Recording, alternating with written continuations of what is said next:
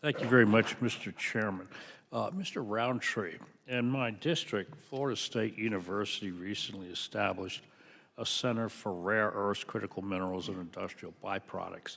Now, FSU is also the home to the National Magnet Lab. I'm sure you're familiar with your business.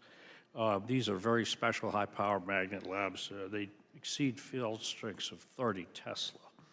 Recently, they've been researching and reporting on separating rare earths, critical minerals, not all of them, but something like 24 of them, from the tailings of old burned-out phosphate mines. These are phosphate mines that haven't been used in decades, but the tailings are still there, and they just reprocess them with magnets instead of chemical processes and smelting. Are you familiar with this process at all?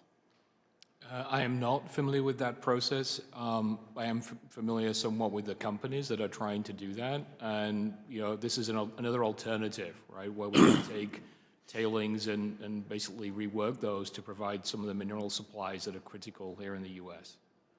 Either of you gentlemen familiar with that process? It's new research, and I mean, I don't know much about it myself. I am, sir. In general, the principle of extracting critical minerals of various types, including rare earth elements from industrial byproducts, it's interesting technology. The challenge is that in many cases, the concentration of the rare earths in these byproducts are in the hundreds of parts per million versus in the ground at Mountain Pass, the second largest rare earth mine in the world, it's 60 to 80,000 parts per million. So the amount of stuff you need to move to get what you want to process becomes challenging, and that's where these advanced processing technologies like that you referenced come into play. And I do think it's an interesting area where we should continue to. I was interested in it too. So and maybe Mr. Evans, you could answer this.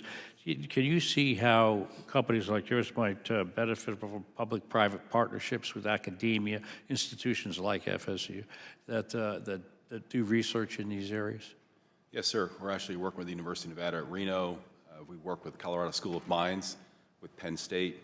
It's an important bridge between business and academia, not only for a pipeline of new students or new employees through students, which we do actively with internships, but also on new innovative ways, whether it be from recovery out of like tailings for phosphates, or in the case in our industry, optimizing process steps to lower the cost. At the end of the day, all these industries, you want to set them up that they're world-class, that they compete on a global market.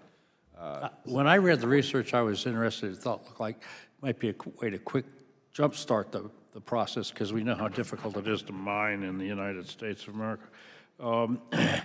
Also, Mr. Evans, if our goal is to encourage domestic mining and refining, how should we structure our production tax credits or price supporting mechanisms so that we don't accidentally re-engineer our dependence on China, and we actually do, in real life, incentivize domestic production?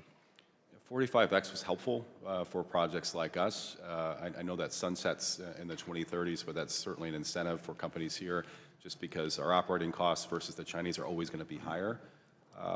I think price discovery helps in that we need to redefine the narrative and get the financial community also as well to look at those types of things for investment decisions.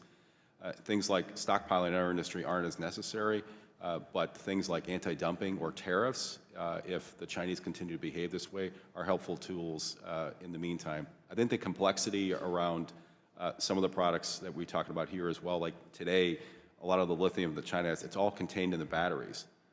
So you can tariff the batteries, which I believe we do, but as processing gets stood up in the U.S., look, we're mainly a chemical company, to be honest with you. If you look at the capital, I hope we follow your advice on this.